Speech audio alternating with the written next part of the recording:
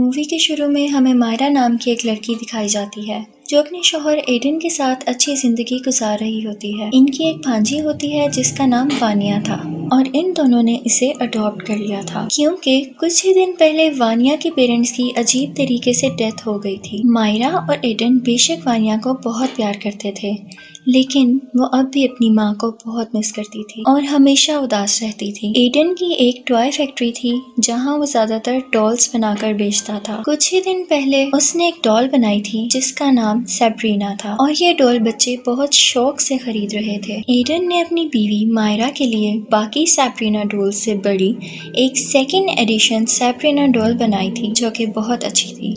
मायरा को एडन का दिया हुआ ये तोहफा बहुत अच्छा लगा था। सीन चेंज होता है और हम देखते हैं कि वानिया अपने स्कूल में है। वहाँ उसका एक दोस्त चार्ली गेम खेल रहा होता है। इस बच्चे का नाम डिट्टो था और वो चार्ली की मदद से अपनी ग्रैंड मदर के सोल को रियल वर्ल्ड में बुला रहा था। वानिया को ये सब देखकर बहुत अच्छा लग रहा था। डिट्टो वानिया को बताता है कि इस गेम को खत्म करने के लिए लोगों को प्रे करनी होती है ताकि इस गेम में बुलाई गई सोल्स वापस जा सकें। डिट्टो वानिया को iOS ऐप के बारे में भी बताता है जिसकी मदद से सोल्स को ढूंढकर देखा जा सकता था। वानिया चार्ली गेम के बोर्ड को डिट्टो से बोरो कर लेती है। दूसरी तरफ हम वानिया को देखते हैं जो चार्ली गेम की मदद से अपनी मॉम को इस दुनिया में बुला रही थी। वानिया को फील होता है कि उसकी मॉम की सोल रियल वर्ल्ड में आ चुकी है और वो iOS ऐप इस सोल को ढूंढने लगती है। जाहिर है कि ये ऐप फेक थी और वानिया को अपनी मदर की बजाय अपनी आंट मारिया दिख जाती है। मायरा वानिया को उसके कमरे में सुला देती है और सोने से पहले उसे सैब्रीना डॉल भी देती है। जब वानिया सो रही होती है तो हम सैब्रीना डॉल की आइज को मूव करता हुआ देखते हैं, विच मीन्स चार्ली गेम से वाकई कोई सोल आई थी और अब वो सैब्रीना डॉल के अंदर थी। नेक्स्ट डे हम सैब्रीना डॉल को घर में अपने आप जगह बदलते हुए देखते हैं जिसे देखकर वो डर जाती है। रात को जब वानिया दोबारा उस iOS ऐप को यूज करती है तो उसे कोई सोल नजर आती है जो असल में एक डमी थी। फिर तभी कोई सोल वानिया को अलमारी में खींच लेती है। वानिया ये बात सुबह अपनी आंट को बताती है और मायरा वानिया को समझाती है कि उसकी माँ एंटनी अब इस दुनिया में मौजूद नहीं है, लेकिन एंटनी वहाँ मौजूद होती है। अगली रात मायरा को अपने घर में एंटनी दिखती है और देखते देखते एंटनी एक डीमन में तब्दील हो जाती है और मायरा को मारने की कोशिश करने लगती है। मायरा चिल्लाते हुए वहाँ से भागती है। ये आवाज सुनकर एडन भी वहाँ पर आ जाता है। ये डीमन इन दोनों पर अटैक कर देती है और ये डीमन किसी तरह भी इनको जाने नहीं देता, लेकिन ये लोग अपनी जान बचाकर वहाँ से भाग जाते हैं। अब वो लोग जान गए थे कि उनके घर में किसी तरह का डीमन है, तो वो मिस लारास और उनके हस्बैंड मिस्टर रेनार्ड से मिलने जाते हैं जो इनफैक्ट पैरानॉर्मल एक्सपर्ट्स थे। मिस लारास उनके साथ फौरन उनके घर जाती है और वहाँ चार्ली गेम की मदद से एंटनी को वापस उसकी दुनिया में भेजने की कोशिश करती है। इसी दौरान चार्ली गेम के बोर्ड को अपने आप आग लग जाती है और वो जलने लगता है और घर की लाइट भी ऑफ हो जाती है। अंधेरे में ये डीमन वानिया को अपने काबू में कर लेता है और वानिया मिस लारस पर हमला कर देती है ताकि वह सब ना करे।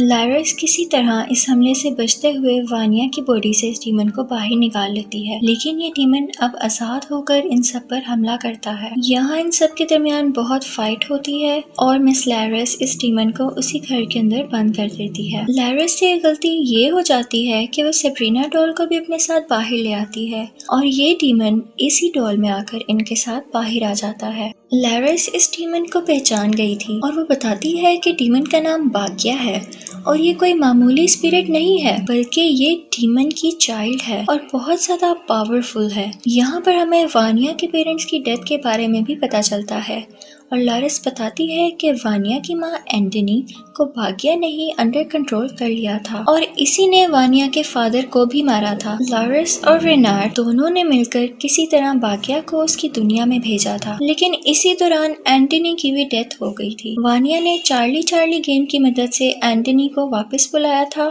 तो बाग्या का डीमन हमारी दुनिया में वापस आ गया था। बाग्या को मारने का सिर्फ एक ही तरीका है कि लारस बाग्या को उसके ट्रू फॉर्म में विरासत में मिले खंजर से मारे, जिस खंजर को बाग्या को मारने के लिए ही बनाया गया था। ये खंजर फिलहाल रेनार्ड के पास था रेनार्ड को ये खंजर कई साल पहले एक केव में मिला था, जहाँ इस खंजर को खुद डीमन के जरिए छुपाया गया था। अगले दिन बाग्या का डीमन दोबारा एक्टिव हो जाता है और मायरा को अंडर कंट्रोल कर लेता है। मायरा सब पर चाकू से कई वार करती है और ये सब मिलकर मायरा को किसी तरह उसके घर में वापस लाते हैं। यहाँ लारास मायरा को पकड़ के एक्सोर्सिज्म करती है, जहाँ हमें पता चलता है कि बाग्या डीमन को सबसे पहले हमारी दुनिया में किसी इंसान ने ही बुलाया था और यहाँ मूवी का रुख बदलता है। असल में कई साल पहले एडन का एक भाई था जिसका नाम आर्का था। इन दोनों के फादर की टॉय कंपनी थी और उनके फादर को हमेशा आर्का के डिजाइन किए हुए टॉयज पसंद आते थे, जिसकी वजह से एडन जेलस फील करता था। जब इनके फादर की डेथ हुई तो उन्होंने अपनी प्रॉपर्टी का 60% आर्का के नाम कर दिया और एडन के हिस्से सिर्फ 40% प्रॉपर्टी आई। इस बात को लेके एडन बहुत दुखी हुआ और वो एक मैजिशियन के पास गया, क्योंकि वो अपने बड़े भाई को काले जादू की मदद से मरवाना चाहता था, क्योंकि उसे पूरी प्रॉपर्टी चाहिए थी।